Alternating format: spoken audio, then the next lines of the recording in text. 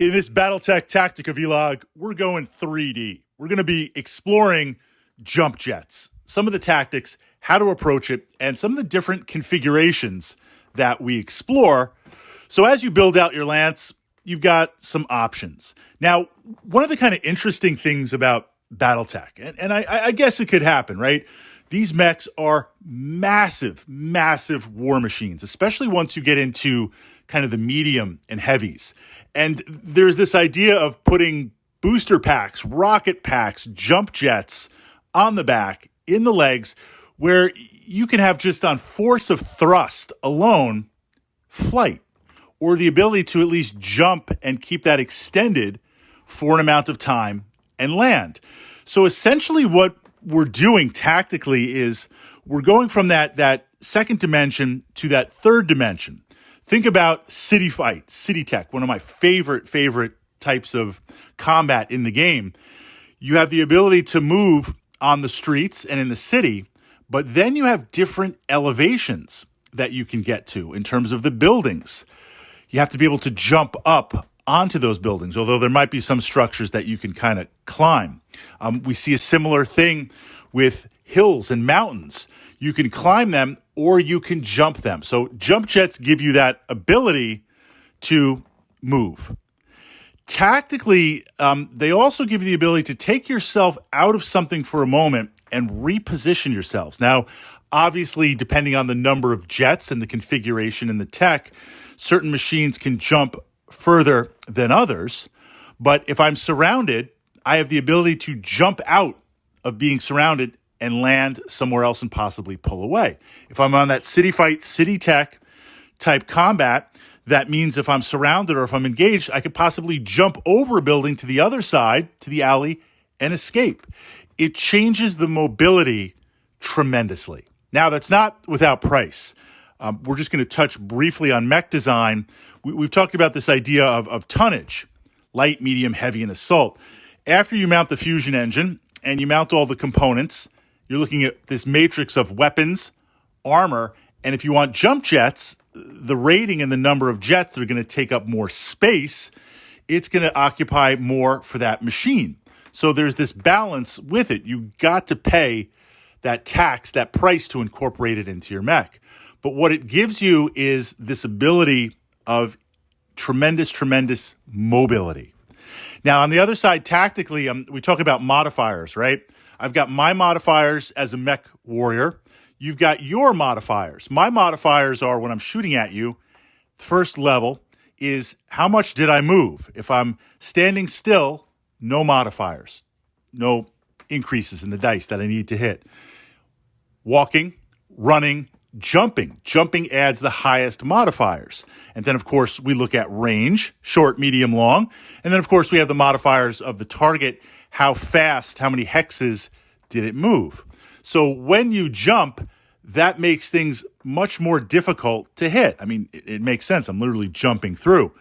But if I can keep those modifiers down in terms of range, if I can keep those modifiers down in terms of how much my opponent moves, I can still score some reasonable hits.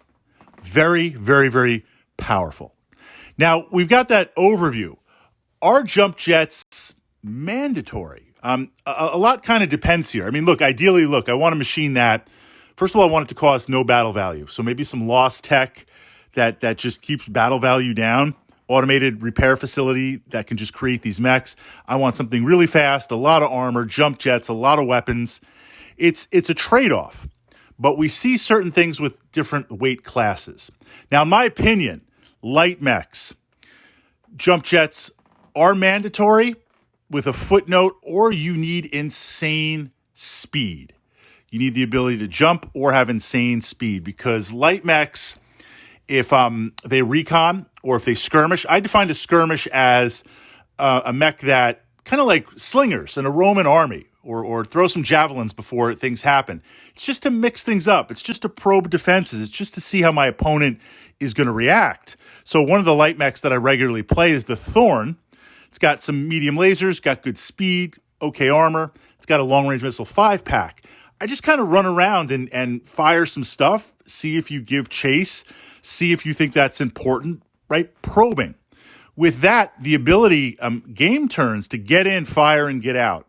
To get in, fire, maybe your opponent sends some hovers after you to get out. Jumps are very, very important. I consider jump jets on a light mech mandatory. Or, like I said, if it's something like the Locust, it's so fast, then we can easily bypass that. Although, and you know I love playing Locusts. My goal is to become the most feared Locust pilot in the inner sphere.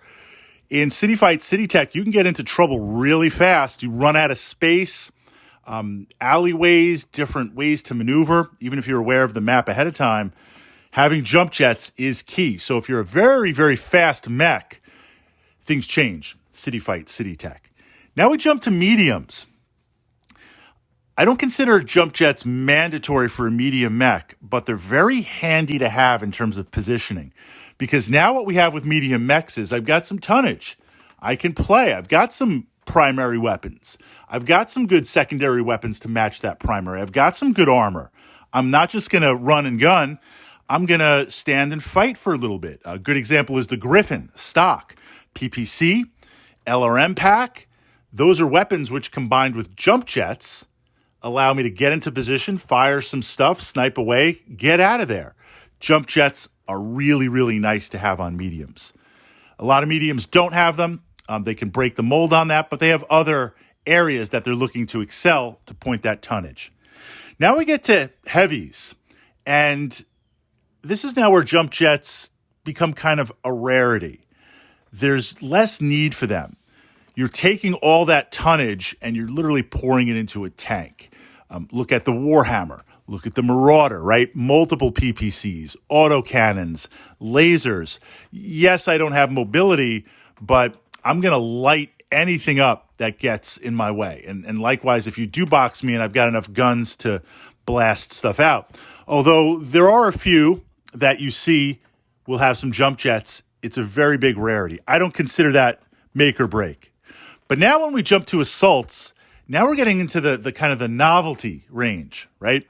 The Victor, powerful, close in brawling. The Grasshopper, actually, for the heavy has jump jets.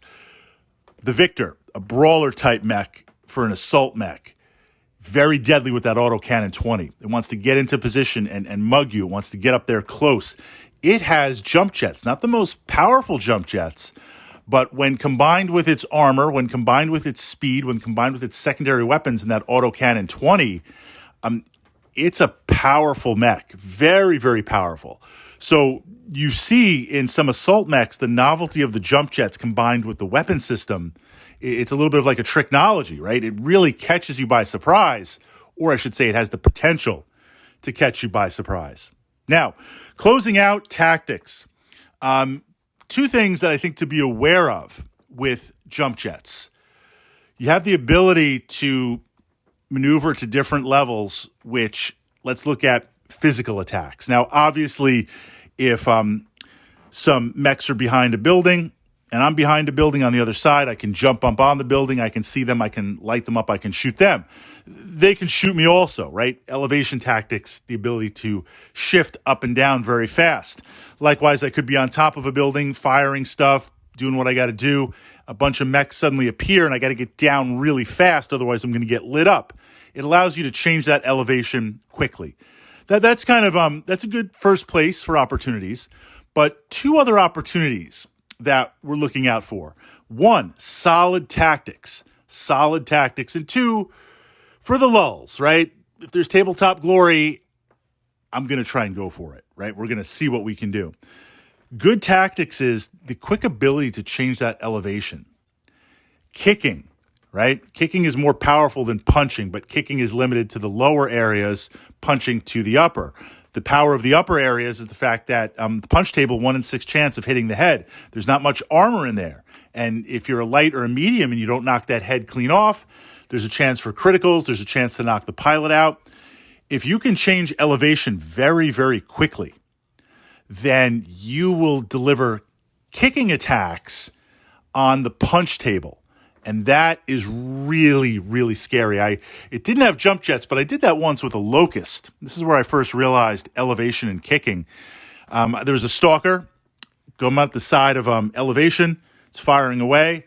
And I'm like, calculating in my mind. I'm like, hey, I've got the hexes. I can move up there and I can still fire the variant with the short range missiles. I can fire my short range missiles. I can fire my medium laser, but I can deliver a kick to that stalker. And I'm like, I'm gonna do it. We're gonna see what happens because I've got enough speed that I'm out of the stalker's arc. But then activation, I'm just gonna run next turn and get out of there. And the stalker's not gonna pursue the locust because it's got other targets.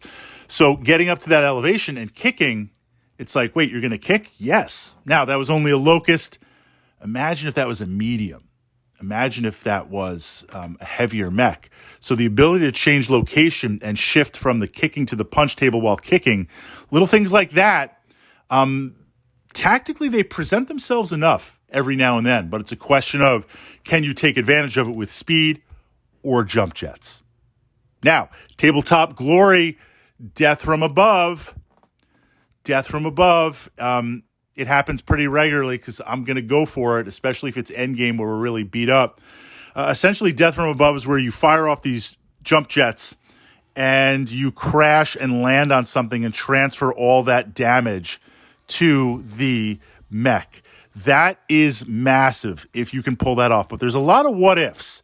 You go up, you can be shot out of the sky. The damage is going to transfer falling and kicking damage to the punch table 1 and 6, but you're going to take some damage in your legs. It could get ripped off. You got to make a pilot check. They got to make a pilot check. There's a lot of what ifs for it to happen. But if you're in a situation where you're out of ammo, your arms are blown off, your mech's about to fall, you have jump jets, firing that off is going to give you a chance to cripple or destroy, if you can pull it off, the other machine. I usually do this towards the end where, how long is a mech going to go? You've taken a lot of damage. You're barely holding on. Pretty much next turn, I'm down and out. And I'm going to lose that initiative sync anyway, and I can't pull away. So at that point, yes, let's try and do death from above. Let's see what can happen. Side note, you can do death from above to vehicles also. So keeping in mind some of the different tactics and how to explore them. So as you look through the tech manuals, the power, the importance, the tactica of jump jets, and it's something that's very unique, I think, to Battletech in that it takes a 2D, two-dimensional war game and turns it into that 3D, 3 dimensions. That's something very, very interesting and very, very unique.